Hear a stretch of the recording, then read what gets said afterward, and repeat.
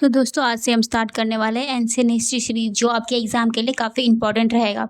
तो ancient history की शुरुआत होती है स्टोन एज से। स्टोन एज हमारा 3 पार्ट्स में डिवाइडेड है, पैलियोलिथिक एज, मेसोलिथिक एज और नियोलिथिक एज। सबसे पहले बात करते हैं पैलियोलिथिक एज के बारे में।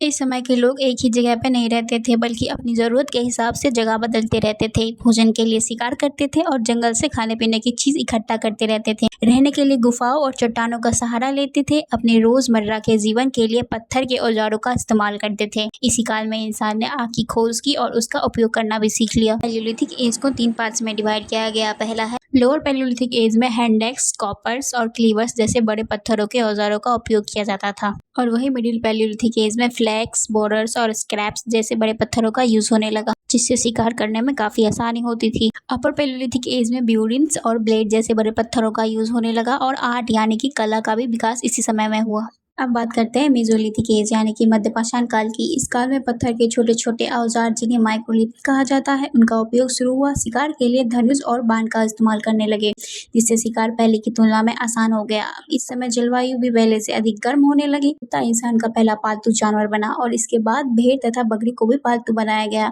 बेहतर जीवन शैली के लिए इसके कारण धीरे धीरे जनसंख्या में वृद्धि होने लगी। अब बात करते हैं न्यूलिथिक एज की। इस काल में एग्रीकल्चर यानी खेती की शुरुआत हुई। लोग धीरे धीरे परमानेंट सेटलमेंट की ओर आगे बढ़े, यानी एक ही जगह रहने लगे। एनिमल हस्बेंड्री यानी पशुपालन का भी विकास हुआ। इस समय पॉलिश स्टोर टूल का उपयोग होने लगा, जो पहले के औजारों से बेहतर थे। पोएट्री यानी मिट्टी के बर्तन बनाए और इस्तेमाल किए जाने लगे। इसके अलावा व्हील का आविष्कार हुआ, जिससे मानव जीवन को पहले से अधिक आसान बना दिया।